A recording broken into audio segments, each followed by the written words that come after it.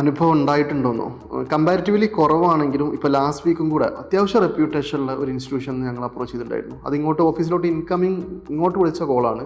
ഞങ്ങളുടെ അടുത്ത് പറഞ്ഞത് അവർക്കൊരു കോൺസെപ്റ്റ് ഉണ്ട്, അതൊന്ന് ഡെവലപ്പ് ചെയ്ത് തരണം എന്നുള്ളതാണ്. അപ്പോൾ നമ്മളൊരു മീറ്റിംഗ് ഷെഡ്യൂൾ ചെയ്ത് 2-3 പേര് മീറ്റിങ്ങിന് പോയ സമയത്ത് നമ്മളോട് പറഞ്ഞത് അവർക്കൊരു മേജർ ക്യാമ്പയിൻ റൺ ചെയ്തുകൊണ്ടിരിക്കുന്നുണ്ട്. അതിൻ്റെ ബാക്കിയുള്ള മാർക്കറ്റിംഗ് ആക്ടിവിറ്റികൾ 360 ഡിഗ്രിയിൽ ഇൻക്ലൂഡിങ് സോഷ്യൽ മീഡിയ അവർക്ക് റിക്വയർമെൻ്റ് ഉണ്ട്.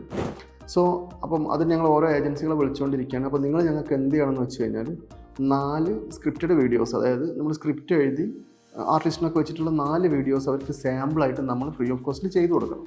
എന്നിട്ട് അവർക്ക് ഇഷ്ടപ്പെടുകയാണെങ്കിൽ അവരെന്താക്കും, അവർ ബാക്കിയുള്ള വർക്ക് മൊത്തം നമുക്ക് തരുന്നുള്ളതാണ് ഓഫർ. ഇത് നമുക്ക് ഒരുപാട് ഉണ്ടായിട്ടുണ്ട്. ഏറ്റവും രസകരമായിട്ടുള്ള കാര്യം ഇത് വന്നത് മൊത്തം, ഇത്തരം എൻക്വയറീസ് വന്നത് മൊത്തം അത്യാവശ്യം റെപ്യൂട്ടേഷനുള്ള സ്ഥാപനങ്ങളിൽ നിന്നാണെന്നുള്ളതാണ്.